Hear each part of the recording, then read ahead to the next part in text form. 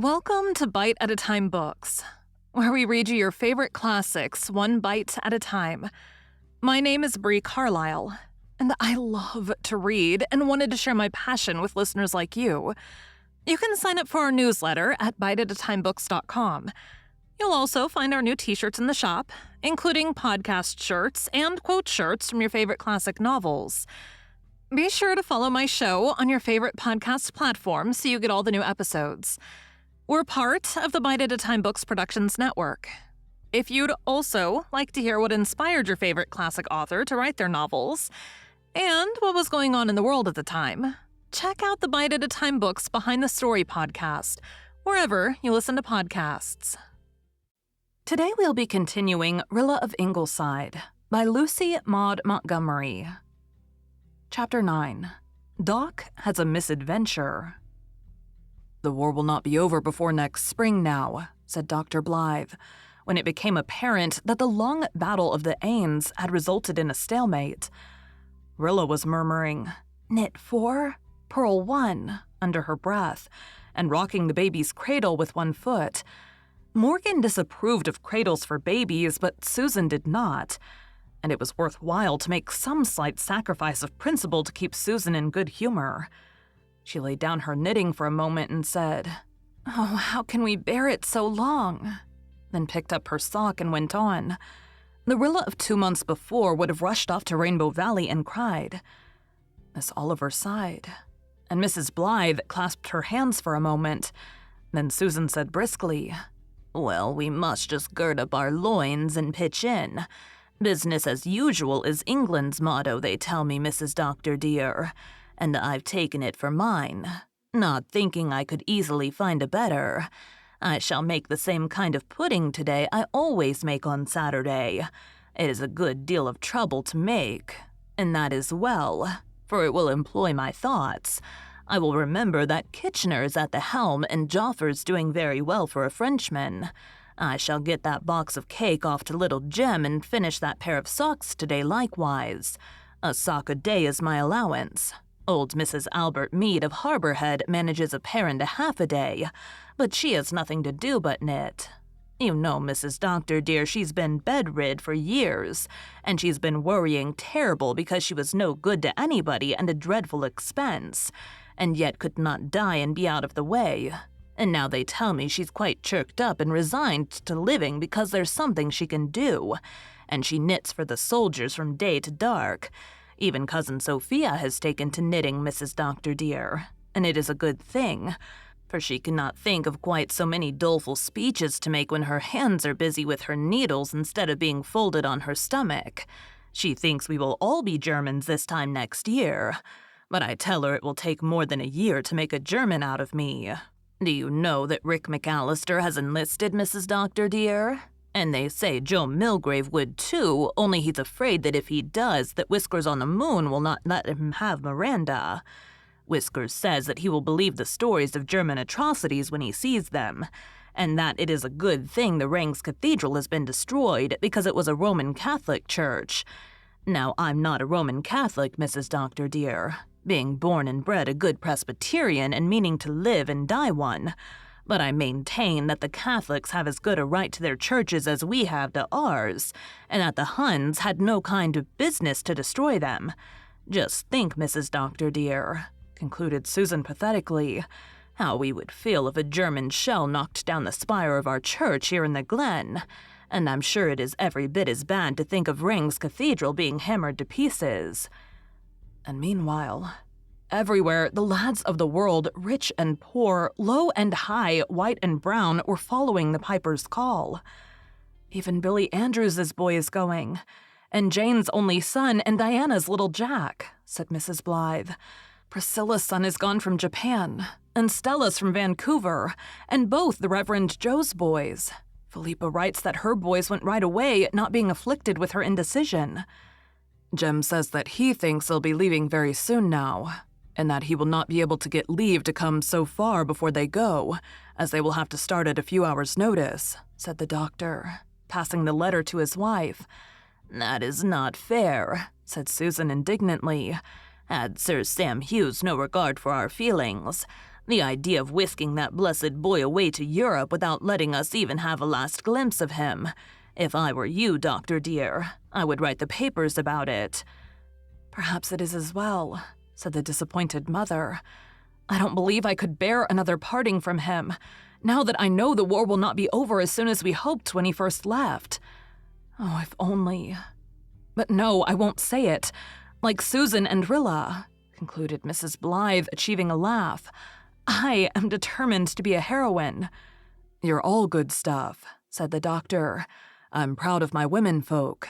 Even Rilla here, my lily of the field, is running a Red Cross Society full blast and saving a little life for Canada. That's a good piece of work. Rilla, daughter of Anne, what are you going to call your war baby?" "I am waiting to hear from Jim Anderson," said Rilla. "He may want to name his own child." But as the autumn weeks went by, no word came from Jim Anderson, who had never been heard from since he sailed from Halifax, and to whom the fate of wife and child seemed a matter of indifference. Eventually, Rilla decided to call the baby James, and Susan opined that Kitchener should be added there too. So James Kitchener Anderson became the possessor of a name somewhat more imposing than himself. The Ingleside family promptly shortened it to Jims, but Susan obstinately called him Little Kitchener and nothing else. "Jims is no name for a Christian child, Mrs. Doctor dear," she said disapprovingly. "Cousin Sophia says it is too flippant, and for once I consider she utters sense, though I would not please her by openly agreeing with her. As for the child, he's beginning to look something like a baby, and I must admit that Rilla is wonderful with him, though I would not pamper pride by saying so to her face.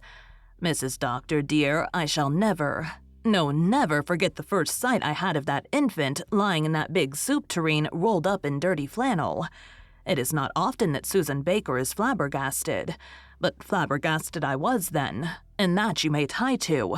For one awful moment I thought my mind had given way and that I was seeing visions. Then thinks I, no, I never heard of anyone having a vision of a soup tureen, so it must be real at least, and I plucked up confidence. When I heard the doctor tell Rilla that she must take care of the baby, I thought he was joking, for I did not believe for a minute she would or could do it. But you see what has happened, and it is making a woman of her. When we have to do a thing, Mrs. Doctor dear, we can do it." Susan added another proof to this concluding dictum of hers one day in October. The doctor and his wife were away. Rilla was presiding over Jim's afternoon siesta upstairs, purling 4 and knitting 1 with ceaseless vim. Susan was seated on the back veranda shelling beans, and Cousin Sophia was helping her. Peace and tranquility brooded over the glen. The sky was fleeced over with silvery shining clouds. Rainbow Valley lay in a soft autumnal haze of fairy purple. The maple grove was a burning bush of color, and the hedge of sweet briar around the kitchen yard was a thing of wonder in its subtle tintings. It did not seem that strife could be in the world, and Susan's faithful heart was lulled into a brief forgetfulness. Although she had lain awake most of the preceding night thinking of little Jim far out on the Atlantic, where the great fleet was carrying Canada's first army across the ocean. Even Cousin Sophia looked less melancholy than usual, and admitted that there was not much fault to be found in the day, although there was no doubt it was a weather breeder and there would be an awful storm on its heels. "Things is too calm to last," she said. As if in confirmation of her assertion, a most unearthly din suddenly arose behind them.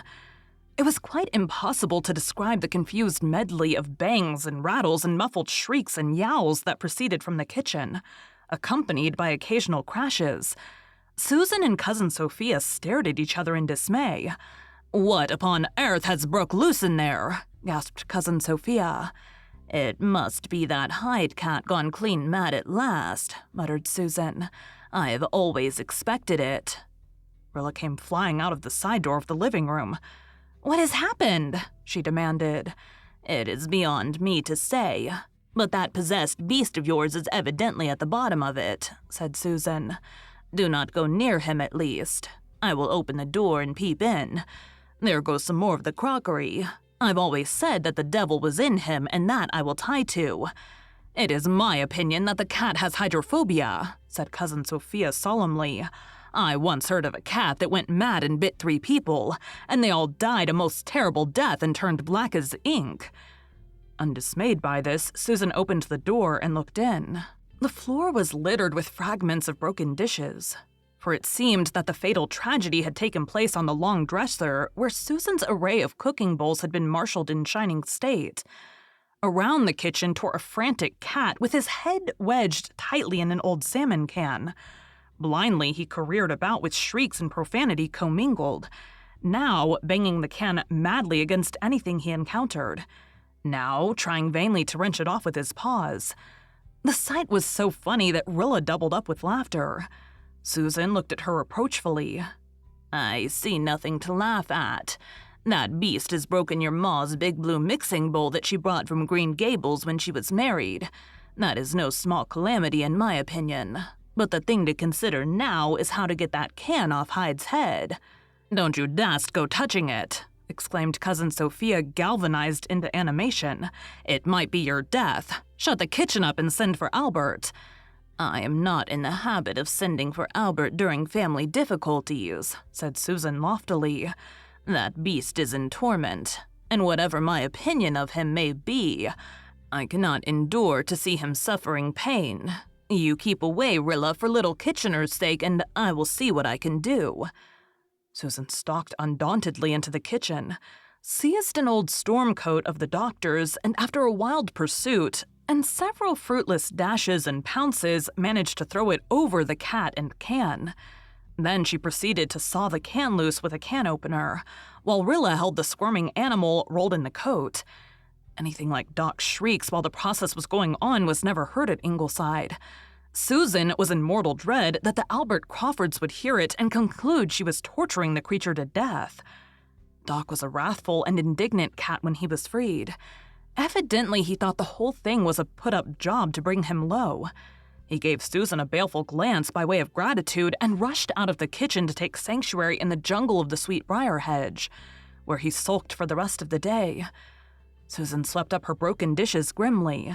"The Huns themselves couldn't have worked more havoc here," she said bitterly. "But when people will keep a satanic animal like that, in spite of all warnings, they cannot complain when their wedding bowls get broken. Things have come to a pretty pass when an honest woman cannot leave her kitchen for a few minutes without a fiend of a cat rampaging through it with his head in a salmon can."